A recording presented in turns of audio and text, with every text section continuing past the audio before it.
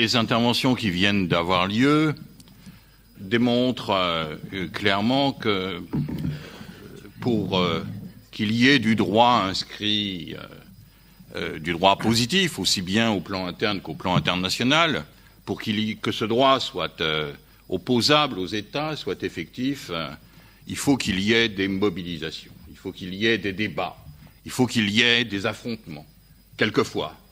Il faut qu'il y ait de la non-violence ou de la violence. En tout cas, il faut qu'il y ait de la société civile qui bouge, qui pousse. Il n'y a pas de droits octroyés qui deviennent effectifs dans l'histoire des droits de l'homme. Ça n'existe pas.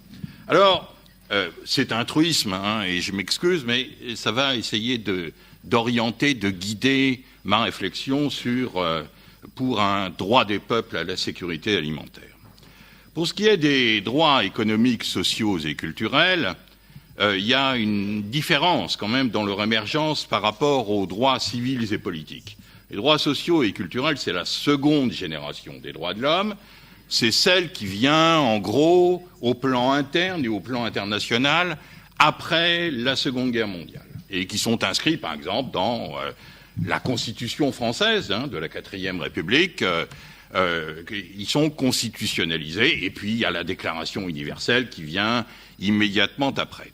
Donc ce sont des droits qui, bien entendu, ont été provoqués par ces débats antérieurs à la Seconde Guerre mondiale, par des grèves, par exemple, dans le cadre français, pour ne prendre que celui-là, mais aussi ailleurs, où la protection sociale, la solidarité ont été imposées par ces mouvements, mais qui ont été en quelque sorte inscrits dans le droit positif de façon beaucoup plus paisible que les droits civils et politiques. Pensez à la Révolution française, par exemple, où là, c'est véritablement l'affrontement, la violence, on impose les droits. Mais ces droits économiques et sociaux, maintenant, quant à leur effectivité, quant à leur opposabilité aux États, alors là, c'est différent des droits civils et politiques parce que ces droits économiques et sociaux, dont fait partie le droit à la sécurité alimentaire, je vais y venir aussi bien au plan interne qu'au plan international, ces droits économiques et sociaux, ce sont des droits de créance. Qu'est-ce que ça veut dire, des droits de créance? Tout le monde le sait ici. Eh bien, je le rappelle, ça veut dire que ce sont des droits qui imposent quand même que les États mettent en place des politiques publiques, n'est-ce pas, pour les réaliser, pour les satisfaire. Or, ces politiques publiques, ça coûte de l'argent. Ça tire sur les ressources de l'État. Ça veut dire que les États ne sont pas immédiatement réceptifs à ce que ces droits soient justiciables directement, à ce qu'ils leur soient opposables. Et d'ailleurs, la formulation des droits économiques et sociaux, notamment au plan international, et leur interprétation, c'est quoi? C'est que chaque État doit faire à son rythme, si possible, compte tenu des ressources des États, compte tenu de leur niveau de développement. C'est-à-dire qu'on accepte aussi bien au plan européen qu'au plan international que les États aillent, et c'est d'ailleurs assez normal, chacun à leur rythme, n'est-ce pas, pour satisfaire ces droits économiques, sociaux et culturels. Ce qui veut dire que les droits civils et politiques, une fois que la démocratie et l'état de droit sont installés, ça coûte pas grand-chose à l'État, sinon organiser des élections de temps en temps, n'est-ce pas, où les lois sont les partis politiques, mais ce sont des droits directement applicables par les individus sans que l'État intervienne. On se contente qu'ils n'interviennent pas, et c'est même une exigence du droit. Tout ça se fait sous le contrôle du juge. Pour ce qui est de la réalisation des droits économiques et sociaux, dont fait partie le droit à la sécurité alimentaire, eh bien là, il faut que les États interviennent et les stratégies, les initiatives, les politiques publiques sont là pour en témoigner. Alors, le droit à la sécurité alimentaire, maintenant, eh bien, il fait partie des droits économiques et sociaux et, bien entendu, ce qui frappe l'ensemble des observateurs, ce qui nous consterne, c'est que, au plan interne, mais surtout au plan international, la grande question est, est-ce que ce droit à la sécurité alimentaire est contraignant? Est-ce qu'il est opposable? Et le rapporteur spécial a même plaidé à plusieurs reprises pour que ce droit soit considéré comme une norme du droit impératif général, une norme de jus cogens qui soit opposable et même qui s'impose à l'ensemble des États. Le problème, c'est que ce qu'on trouve au plan du droit créance, au plan interne, on le retrouve au plan international. C'est-à-dire que les États sont très réticents à ce que ce droit leur soit opposable par tous les acteurs, par les ONG, par les individus qui luttent dans ce domaine. Et donc, le droit à la sécurité alimentaire, il n'échappe pas à ces réponses dilatoires plus tard, à ces ambiguïtés. Est-ce que c'est véritablement un droit fondamental? Est-ce que c'est un droit impératif? Bon, on a vu que ce droit, il était inscrit dans de nombreux instruments juridiques, au plan interne. Ça compte le plan interne, parce qu'à partir du moment où tous les États inscrivent ce droit à la sécurité alimentaire dans leur constitution, eh bien ça renforce évidemment sa légitimité, sa crédibilité au plan international. À ma connaissance, il y a, je crois, une trentaine d'États à peine aujourd'hui qui ont inscrit ce droit à la sécurité alimentaire dans leur constitution, et par exemple, très peu dans le cadre européen. L'Europe est absente quasiment de ces débats au plan du droit à la sécurité alimentaire. Bon, donc ça compte. Au plan international, la déclaration, le pacte de 66, les directives volontaires de la FAO, je n'y reviens pas. Tout ça, là aussi, ça compte. Et malgré tout ça, on constate quoi? Eh bien, on constate que et là encore, on comprend pas très bien pourquoi, on n'est pas en présence d'une norme véritablement contraignante. Quelles en sont les raisons? Alors les raisons, elles sont multiples, mais par exemple, on cite souvent l'influence des lobbies agroalimentaires, des sociétés multinationales qui ne veulent pas que ce droit devienne véritablement fondamental et qu'il prime, par exemple, dans les négociations à l'OMC ou bien dans les accords d'échange, agroalimentaires. Pour moi, alors je m'excuse d'être un peu trop juriste par avance, mais pour moi, la réponse, la raison principale pour laquelle, au plan international, le droit à la sécurité alimentaire n'est pas véritablement encore considéré comme un droit de l'homme, eh bien, c'est que on s'interroge véritablement sur quel est le titulaire de ce droit. Est-ce que ce sont les individus, chacun pris isolément ou séparément, les individus ut singuli, comme on dit en droit, ou est-ce que ce sont les États par l'intermédiaire du concept ou du principe de souveraineté alimentaire? Bien, moi, je considère que ce sont les États qui se sont appropriés ce droit à la sécurité alimentaire. On l'a vu, respecter, protéger et mettre en œuvre ce droit. Dans l'avis numéro 12, on parle beaucoup de ce droit et de l'attitude des États, du comportement des États. Eh bien, je pense, et je vais essayer de vous le démontrer et voir quelles sont les solutions possibles, qu'on a assisté à une étatisation du droit à la sécurité alimentaire. Et que cette étatisation, elle se traduit, par exemple, de quelle façon? Eh bien, le rapporteur spécial a fait un rapport extraordinaire en 2009, en tout cas un rapport, bon, il est à côté de moi, je dis extraordinaire, sur les phénomènes d'acquisition de terres, le phénomène du land grabbing. Vous savez qu'il y a beaucoup d'États aujourd'hui qui achètent plusieurs millions d'hectares de terres à l'étranger dans les pays pauvres. Beaucoup d'États du Moyen-Orient, du Proche-Orient ou d'Asie en particulier, mais aussi des États européens. Quel est leur objectif? Leur objectif, c'est que, à terme, bien entendu, leurs propres terres, leurs propres territoires agricoles vont être raréfiés, si je puis dire, et ils se préoccupent d'opérer des cultures pour l'avenir au bénéfice de leur population dans des pays très pauvres, la Libye, Madagascar, de nombreux pays africains, etc. Bon. Ces États, que font-ils? Eh bien, ils espèrent, et ils ont la bonne conscience, dans un premier temps, de dire on assure la sécurité alimentaire de nos nationaux pour l'avenir, n'est-ce pas? Et donc, nous respectons, nous protégeons et surtout nous mettons en œuvre cette sécurité alimentaire pour l'avenir. Mais ce faisant, que font-ils en même temps? Ils mettent en péril la sécurité alimentaire des populations des États dans lesquels se font ces acquisitions de terres.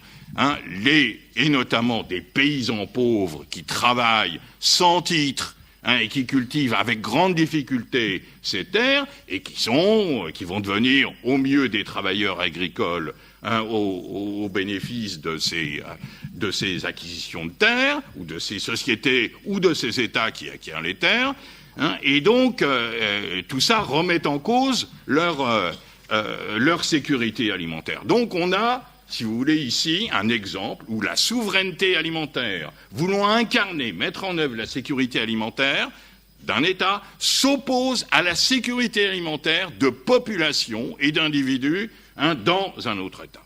On a même une contradiction entre la souveraineté alimentaire de certains États et la sécurité alimentaire de leur propre population. Prenons un exemple.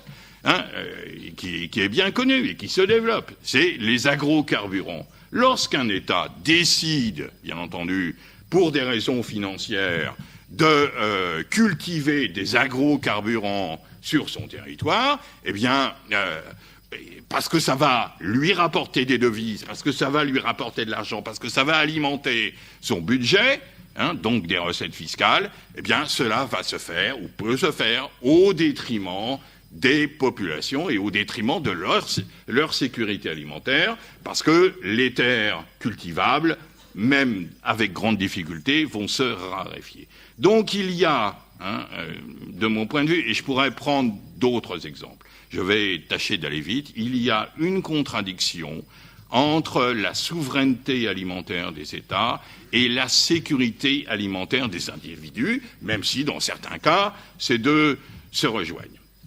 Ce qui veut dire quoi? Ce qui veut dire qu'il faut, bien entendu, ne pas se résigner et essayer de trouver une voie juridique, n'est-ce pas, pour essayer de sortir, si je puis dire, par le haut de cette contradiction, de ce blocage. Je vous rappelle que, en fait, la conception, la définition de la souveraineté alimentaire, elle a été donnée, à ma connaissance, pour la première fois, dans une réunion de la FAO en 1996 par une organisation paysanne qui s'appelle Via Campesina, en 1996, et qui est celle-ci, je vous la cite, la capacité des peuples à décider de ce qui se produit et de ce qui se consomme, donc de leur politique agricole. Mais la conception, l'acception de cette souveraineté alimentaire par Via Campesina, c'est la conception suivante, c'est que ce ne sont pas les États qui doivent définir leur politique agricole. Ou s'ils la définissent, ils ne doivent pas la définir contre leur population. Ils doivent la définir avec le concours de leur population. Et avec peut-être même son consentement.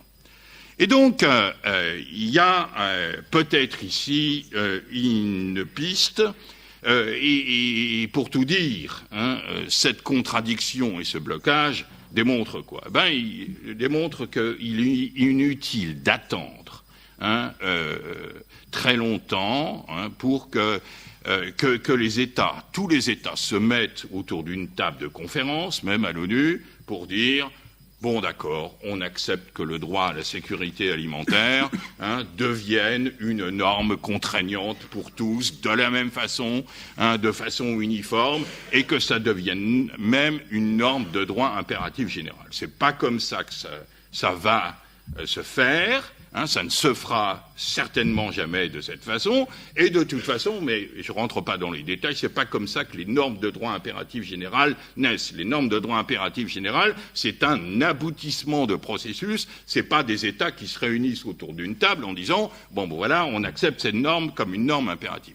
Si on fait la comparaison avec le droit à l'eau, c'est un droit qui a été, et qui est souvent associé au droit à la sécurité alimentaire, pour les raisons que, bien entendu, qu'on comprend, les individus, les populations qui souffrent généralement de malnutrition ou de famine, elles ont généralement également beaucoup de difficultés à avoir accès à l'eau, et notamment à une eau potable et salubre. En 2010, au sein de l'Assemblée générale des Nations unies, grand raout, et où on dit, cette fois, le droit à l'eau va être reconnu comme un droit fondamental. Très bien, il est reconnu comme un droit fondamental dans une résolution, c'est-à-dire qu'il n'a pas de valeur contraignante, de valeur obligatoire pour les États, mais il y a quand même, sur les 160 États qui votent, à peu près, il y a quand même 41 États qui disent oui, c'est un droit fondamental, mais il y a un des éléments, le droit à l'accès à l'eau, ça, ce n'est pas un droit fondamental. Et parmi eux, les États européens, la France, je crois, a quand même voté pour, mais qui, en quelque sorte, font de grandes réserves sur ce droit à l'accès à l'eau, élément du droit à l'eau salubre et à l'eau potable pour les populations. Eh bien, c'est exactement la même chose pour le droit à la sécurité alimentaire. Il y a toujours ces réserves. Comment sortir de ce blocage ? Eh bien, je crois qu'on en sort, ou on peut en sortir, et d'ailleurs, ça nous a été démontré par les interventions précédentes, par la mobilisation des populations, par la mobilisation des peuples, par les associations, les ONG, etc., les véritables titulaires, n'est-ce pas, ce sont ceux qui vont être dans la dynamique pour obliger les États au plan interne et ensuite au plan international à accepter cette... alors, c'est bien, on pourra me reprocher en disant les États, ça marche pas pour la sécurité alimentaire, les individus, chacun dans leur coin, ça marche pas pour la sécurité alimentaire. On choisit un moyen terme, le peuple entre l'État et les individus, mais c'est pas comme ça que je réfléchis. Je pense en effet que pour les droits économiques et sociaux, il me semble qu'il y a des exemples qui démontrent que ces droits économiques et sociaux deviennent d'autant opposables aux États et donc effectifs pour les individus qu'ils sont poussés par des mobilisations. Je voudrais en donner deux brefs exemples avant de revenir à la sécurité alimentaire.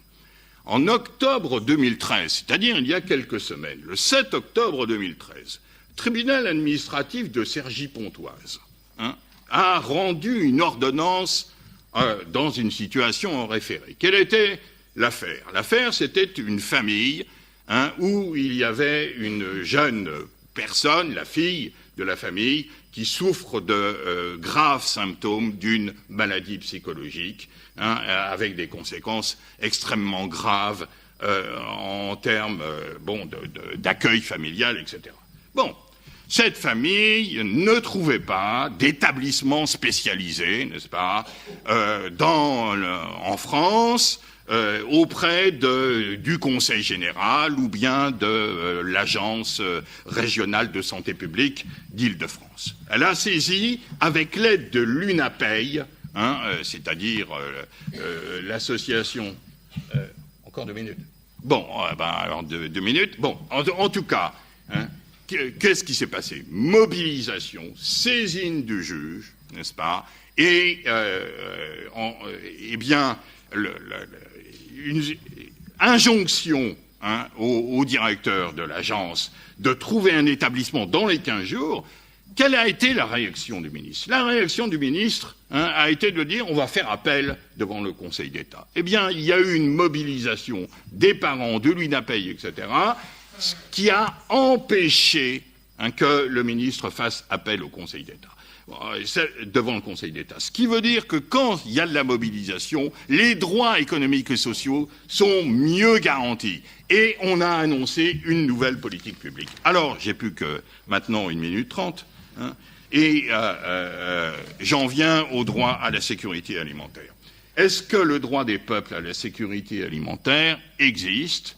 Et est-ce qu'il y a des précédents ? Et est-ce c'est pris en compte au niveau international ? Réponse, oui, n'est-ce pas ? Réponse, oui. C'est-à-dire qu'il y a des tribunaux internationaux, régionaux, notamment en Afrique. Ma collègue Diane a parlé de l'affaire des Ogoni en 2001, devant la Commission, mais aussi en Amérique latine, avec la Cour interaméricaine des droits de l'homme, n'est-ce pas? Eh bien, ces tribunaux ou ces paratribunaux pour les commissions ont reconnu à plusieurs reprises le droit à la sécurité alimentaire. Pour qui? Au profit de qui? Le droit de certaines populations, au profit de certains peuples autochtones, de certaines populations indigènes principalement, mais aussi, je ne rentre pas dans les détails, des communautés tribales descendant d'esclaves noirs, notamment au Suriname. Bien, eh bien, il y a de nombreuses affaires extrêmement récentes, depuis le début des années 2000, où ce droit a été reconnu à de multiples reprises. Alors pourquoi? Alors est-ce que c'est limité aux autochtones? Pourquoi? Bien, d'abord parce que pour les autochtones, il y a des bases légales, n'est-ce pas? Ces bases légales, c'est la Convention 169 de 1989 et surtout la Déclaration 2007 de l'Organisation des Nations Unies, qui disent quoi? Qui disent que les autochtones, ils peuvent pas être empêchés, et on doit leur reconnaître la possession sur leur terre, sur leur territoire et sur les ressources de ce territoire. Et ceci est reconnu également dans de nombreuses constitutions, notamment de pays d'Amérique centrale et de pays d'Amérique latine. Et donc là, il y a un premier élément. Beaucoup de ces peuples ont été chassés parce qu'il y a eu des concessions accordées à des entreprises de déforestation ou à des entreprises de bauxite ou pétrolifères. Je passe sur les détails. Eh bien, ils ont été privés. Mais il y a un arrêt extrêmement intéressant. C'est un arrêt qui concerne le Paraguay. Je n'entre pas dans les détails. Mais le Paraguay arguait dans cette affaire, et là, la Cour a été très loin parce qu'elle a examiné le droit à la sécurité alimentaire dans deux directions complémentaires. D'abord, des possessions donc qui sont privées du droit traditionnel de chasser, de pêcher, de cueillir et de cultiver, et même d'avoir des troupeaux. Et puis, le Paraguay répondait, n'est-ce pas, qu'on avait délivré de la nourriture de façon régulière à ces pauvres populations. Je crois que c'était une communauté de 200 personnes. Eh bien, la Cour interaméricaine des droits de l'homme, elle est allée jusqu'à faire peser, faire évaluer strictement les kilos de vivres qui ont été distribués à la population pendant la période concernée et à diviser par le nombre d'individus composant la communauté. Et elle a conclu que ces distributions de vivres étaient absolument insuffisantes, et aussi bien en quantité qu'en qualité, pour nourrir correctement la population. Donc on voit, et je n'entre pas dans les détails, et je conclus, Monsieur le Président, on voit que ce droit des peuples, je ne cite pas l'ensemble de la jurisprudence, ce droit des peuples, il est à la sécurité alimentaire, il commence à être reconnu sur différentes bases légales, le droit à la vie en particulier, le droit au développement économique. J'attire votre attention sur le fait que c'est en Amérique latine ou sur le continent américain que c'est le plus visible, et que pourtant, dans la Convention interaméricaine des droits de l'homme, le droit à la nourriture n'existe pas explicitement. Il n'est pas inscrit, et pourtant il est reconnu par les instances. Alors maintenant, et je conclus. Vraiment désolé.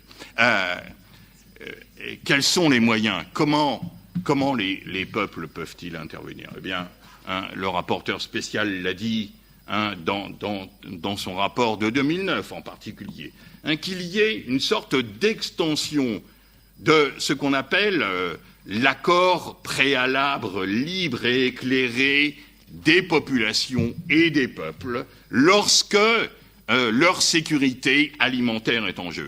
C'est l'article 32.2 de la déclaration de 2007 sur les populations indigènes qui dit, et qui est appliqué, n'est-ce pas, par les cours dont je viens de parler, qui dit très clairement que tout projet de développement économique de la part de l'État doit obtenir le consentement libre, préalable et éclairé, on ne dit pas éclairé, mais je résume, des populations indigènes ou de leurs représentants pour que ce projet soit mis en œuvre. Eh bien, moi je propose, n'est-ce pas, que à chaque fois qu'il y a dans l'ensemble des États des projets qui touchent aux politiques agricoles ou aux accords internationaux qui pourraient être conclus, avec par exemple l'introduction de membres d'ONG dans les délégations étatiques au sein de l'OMC, eh bien, il y ait cette consultation qui soit une consultation obligatoire et que, en quelque sorte, les populations concernées donnent leur consentement, soient associés à ces politiques alimentaires. Désolé d'avoir débordé. Merci. Merci.